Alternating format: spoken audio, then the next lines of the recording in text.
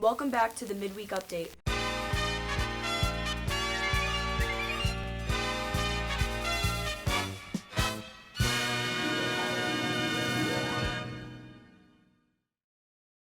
Hey Mepham, welcome to this week's Midweek Update.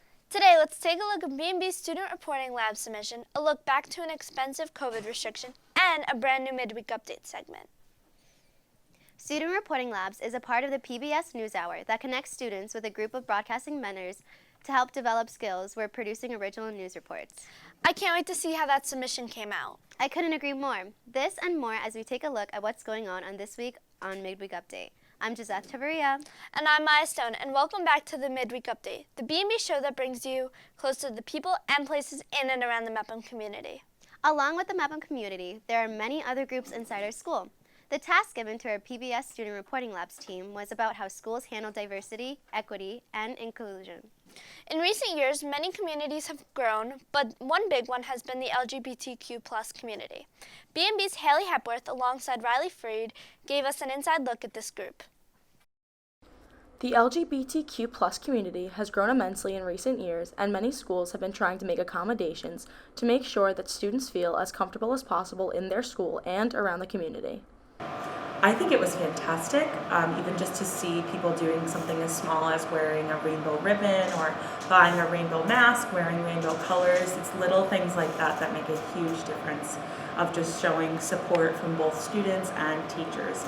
I think the school definitely does enough for LGBT representation, especially during coming out day, because I had a lot of preparation for it. For example, they were selling like LGBT bracelets and stickers and such, which I was selling, and a lot I saw on coming out day, a lot of people were wearing the pride ribbons. Other students feel that they don't get enough representation in their school on days that aren't nationally dedicated to their community. I think the school could do a little more. I think having a club and just the one day for National Coming Out Day isn't really enough. I feel like we could do maybe something weekly or maybe more events. We could definitely do a better job though, as in the past we've held some evenings where we've educated the community about LGBTQ events, and also had speakers come in to not only speak to the students in various clubs, but also to speak to parents and other community members about, how students can be further supported, not only at Mepham, but throughout the community. Coming out is quite a touchy subject for many people, and it takes a lot of courage to do because people may change their views on a person and treat them differently. Students Maddie Finelli and Amanda O'Brien had two very different experiences in their coming out story. My friends, mostly everyone treated me the same. I just, over time, became more open about it.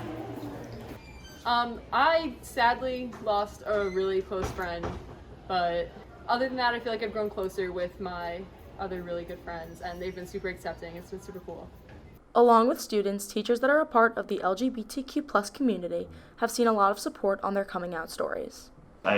I don't know, I think it may have been different for me being that I'm of an older generation than, the students who currently populate the school, but I was really overwhelmed by all the support and the love that everyone gave to me, and, it was just, looking back, I don't know, well, I do know, but looking back, it's like, why was I so afraid? There's so much support and love here. I'm very fortunate. Here at Mepham, we are so proud of the support that we can provide for people inside and outside of the LGBTQ plus community. For those students that are still struggling, there are many places to find help. Please visit one of these websites or call one of the hotlines if you need support or just someone to talk to. And for B&B, I'm Haley Hepworth. Thanks, Haley. That was so well put together, especially the different lower thirds.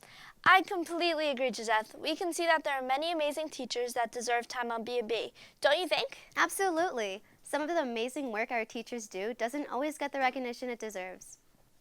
On this new segment, a Mepham teacher will be recognized on each edition. To start off, we have Miss Federici.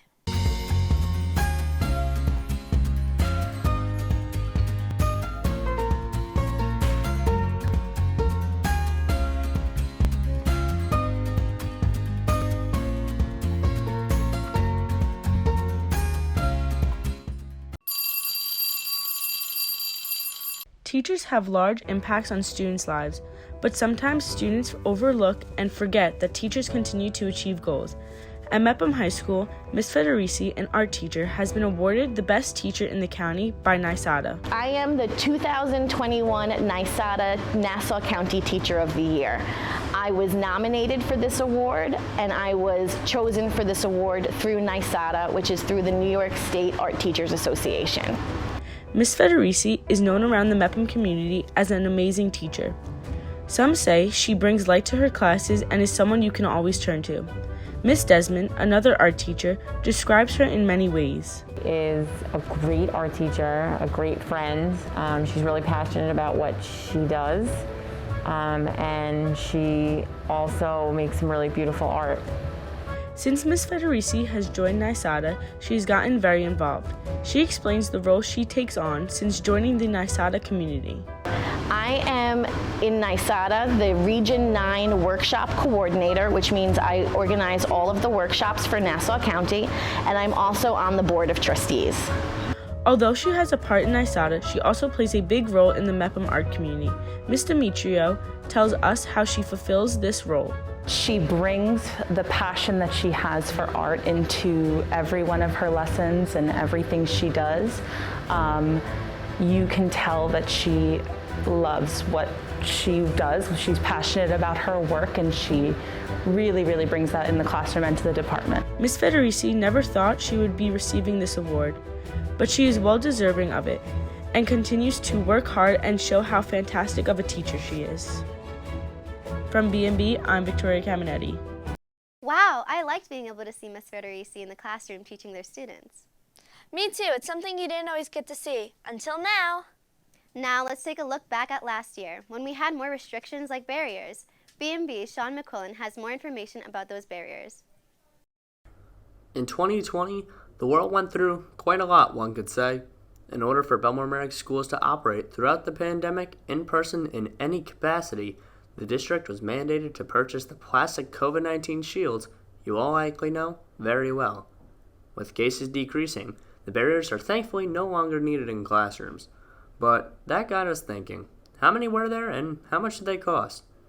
So we spoke to Mr. Gomez to find out more about the amount, price, and regulations which made these flimsy pieces of plastic necessary in a world that was different from what we knew.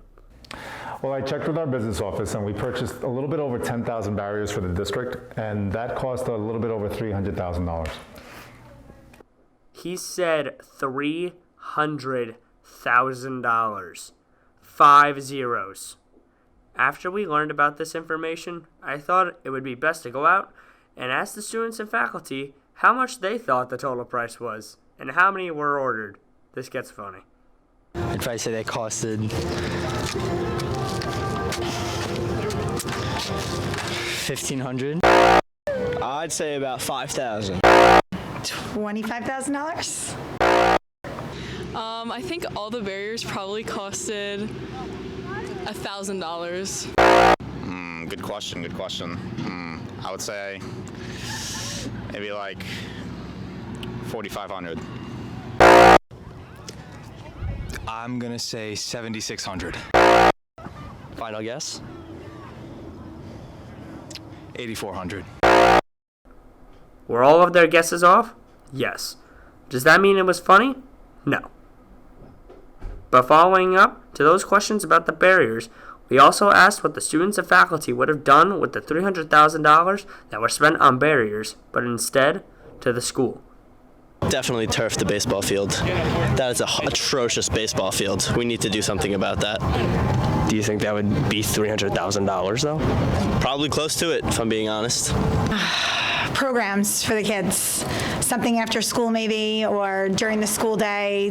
Spend some money making an area for them to go to so they could be outside with their friends. I would turf the softball field and raise money for our sports. Dude, I'd renovate the pool. That's on top of Mepham. That thing needs an upgrade. These barriers are finally gone, once and for all. Even though the barriers did cost $300,000 and that money could have gone to use in other parts of the school, they managed to keep students safe and were a success for the 10 months they lasted. For B&B, I'm Sean McClellan. Thanks, Sean. I had no idea that the barriers cost so much. Me neither. Now for some Mepham sports. Here's Matt Manno. Thanks, Jeff. Let's get right into the action in a very busy week in Mepham sports. The boys volleyball team had its final regular season game against Levittown District yesterday. Let's send it down to Lily Yepes with a recap of the action.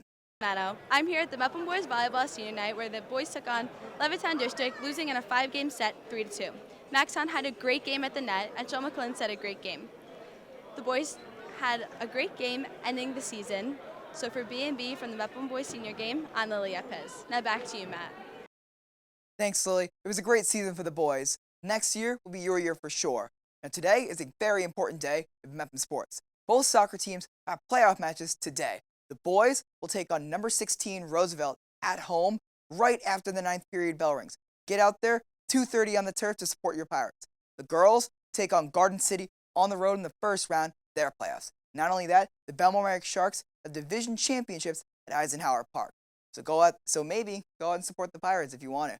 Not only that, B&B will have its cameras at a couple of future football games. We'll be covering the next 2 games. First is Calhoun this coming Saturday, and next Saturday we'll have some playoff football for you. The opponent is still to be determined. That's all from me. I'm Matt Manno. Back to you guys in the studio. Thanks, Matt. Make sure to be on the lookout for more sports on the B&B YouTube channel. You definitely won't want to miss anything. There were so many great packages and segments today. Yes, well that's it for this week's Midweek Update. We'll be back next week with all new stories from around the BMCHSD to bring you inside the parts of the community we don't always get to see. Until then, I'm Gizzeth Chavarria. And I'm Maya Stone, and we'll see you all next midweek.